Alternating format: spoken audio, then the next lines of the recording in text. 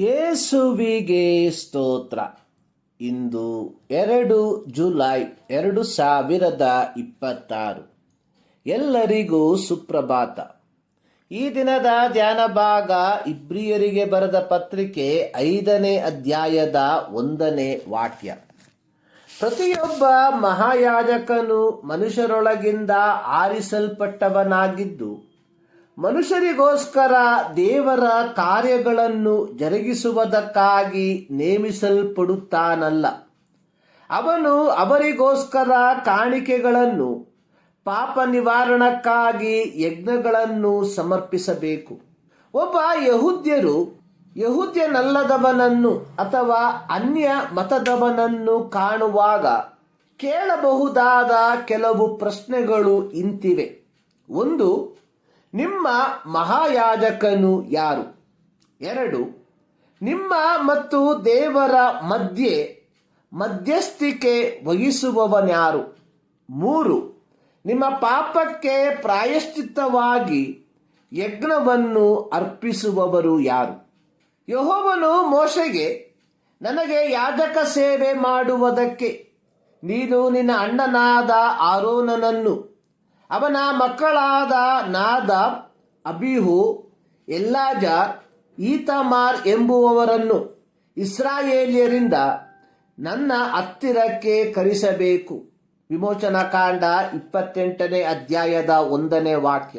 ಯೆಹೋವನ ಅಪ್ಪಣೆಗೆ ಅನುಸಾರವಾಗಿ ಮೋಶೆಯು ದೇವದರ್ಶನದ ಗುಡಾರವನ್ನು, ಅದರ ಎಲ್ಲ ಪರಿಕರಗಳನ್ನು, ಯಾಜಕರಿಗೆ ಬೇಕಾದ ದೀಕ್ಷಾವಸ್ತ್ರಗಳನ್ನು ಮಾಡಿ ಮುಗಿಸಿದ ತರುವಾಯ ಮೋಶೆಯು ಆರೋನನನ್ನು, ಅವನ ಮಕ್ಕಳನ್ನು ದೇವದರ್ಶನದ ಗುಡಾರದ ಬಾಗಿಲಿನ ಹತ್ತಿರಕ್ಕೆ ಬರಮಾಡಿ ಸ್ನಾನ ಮಾಡಿಸಿ, ಆರೋನನಿಗೆ ನಿಲುವಂಗಿಯನ್ನು ತೊಡಿಸಿ, ನಡುಕಟ್ಟನ್ನು ಸುತ್ತಿ, ಮೇಲಂಗಿಯನ್ನು ತೊಡಿಸಿ, ಕವಚವನ್ನು ಹಾಕಿಸಿ, ಕವಚದ ಮೇಲಣ ವಿಚಿತ್ರವಾದ ನಡುಕಟ್ಟನ್ನು ಕಟ್ಟಿ, ಅದರಿಂದ ಕವಚವನ್ನು ಬಂಧಿಸಿ, ಚೀಲದ ಪದಕವನ್ನು ಅವನಿಗೆ ಬಿಗಿಸಿ, ಅದರೊಳಗೆ ಊರಿಮ್ ತಮ್ಮಿಮ್ ಎಂಬ ವಸ್ತುಗಳನ್ನು ಹಾಕಿ, ಅವನ ತಲೆಗೆ ಮುಂಡಾಸವನ್ನು ಇಟ್ಟು, ಅದರ ಮುಂಭಾಗದಲ್ಲಿ ಬಂಗಾರದ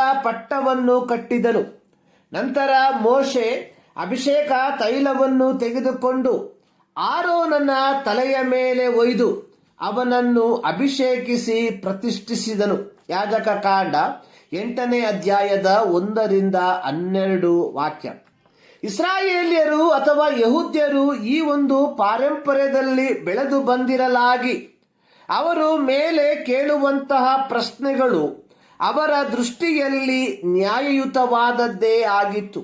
ಯೆಹೋವನು ಮೋಶೆಯ ಮೂಲಕ ಆರೋನನಿಗೆ ಹೇಳಿದ್ದೇನೆಂದರೆ, ನೀನು ನಿನ್ನ ಸಂತತಿಯವರು ಯಾಜಕೋದ್ಯೋಗವನ್ನು ಕೈಕೊಂಡವರಾಗಿ ಯಜ್ಞವೇದಿಯ ಮತ್ತು ತೆರೆಯೊಳಗಣ ಕಾರ್ಯವನ್ನು ನಡೆಸಬೇಕು.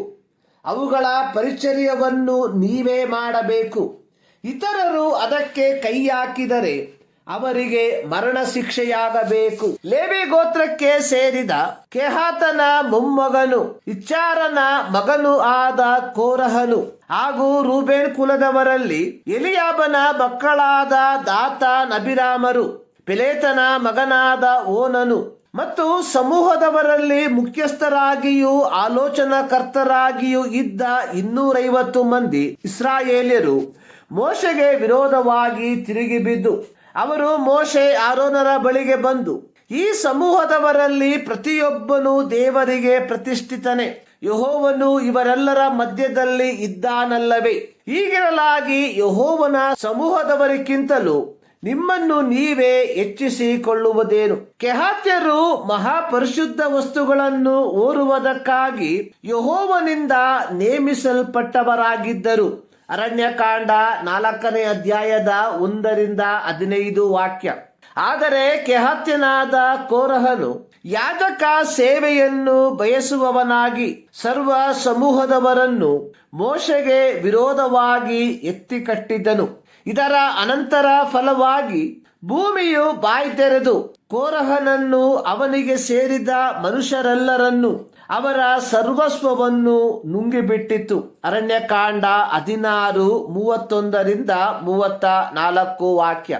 ಆರಂಭದಿಂದಲೂ ಯಾಜಕತ್ವ ಸೇವೆಯು ಮನುಷ್ಯರಿಂದ ಆರಿಸಲ್ಪಟ್ಟು ಮನುಷ್ಯರಿಗೋಸ್ಕರ ದೇವರ ಕಾರ್ಯಗಳನ್ನು ಜರುಗಿಸುವುದಕ್ಕಾಗಿ ನೇಮಿಸಲ್ಪಟ್ಟದಾಗಿದೆ. ಆರೋನನ ಮರಣದ ತರುವಾಯ ಮೋಶೆಯು ಯೆಹೋವನ ಅಪ್ಪಣೆಯ ಮೇರೆಗೆ ಆರೋನನ ವಸ್ತ್ರಗಳನ್ನು ತೆಗೆದುಬಿಟ್ಟು ಅವನ ಮಗನಾದ ಎಲ್ಲಾಜಾರನಿಗೆ ತುಡಿಸಿದನು. ಅಂದರೆ ಎಲ್ಲಾಜಾರನು ಇಸ್ರಾಯೇಲಿಯರ 2ನೆಯ ಮಹಾಯಾಜಕನಾದನು. ಪ್ರಿಯರೇ, ಯಾರಿಂದಲೂ ಯಾಜಕ ಸೇವೆಯನ್ನು ದೇವರಿಂದ ಹೊಂದಿಕೊಳ್ಳದೆ ಸ್ವಂತವಾಗಿ ಹೊಂದಿಕೊಳ್ಳಲು ಸಾಧ್ಯವಿಲ್ಲ. ಹೀಗೆ ಯಾರಾದರೂ ಹೊಂದಿಕೊಳ್ಳುವುದಾದರೆ ಅದು ದೇವರಿಂದ ಅನುಮೋದಿಸಲ್ಪಟ್ಟಿರುವುದಿಲ್ಲ. ಇಬ್ರಿಯ ಗ್ರಂಥಕರ್ತವು ಯಹೂದ ಪಾರಂಪರ್ಯದಿಂದ ಕ್ರಿಸ್ತನನ್ನು ಅಂಗೀಕರಿಸಿರುವ ಯಹೂದ ಕ್ರೈಸ್ತರಿಗೆ ತಿರುಗಿ ಮತ್ತೊಮ್ಮೆ ಅವರ ಜ್ಞಾಪಕಕ್ಕೆ ತರುವುದರ ಮೂಲಕ ಯೇಸು ಕ್ರಿಸ್ತನ ಮಹಾಯಾಜಕತ್ವ ಸೇವೆಯ ಶ್ರೇಷ್ಠತೆಯನ್ನು ಎತ್ತಿ ತೋರಿಸುವವನಾಗಿದ್ದಾನೆ. ಈ ಮುಂಜಾನೆಯಲ್ಲಿ ಸರ್ವಶಕ್ತನಾದ ದೇವರು ಈ ಅಧ್ಯಯನದ ಮೂಲಕ ನಿಮ್ಮನ್ನು ಆಶೀರ್ವದಿಸಲಿ.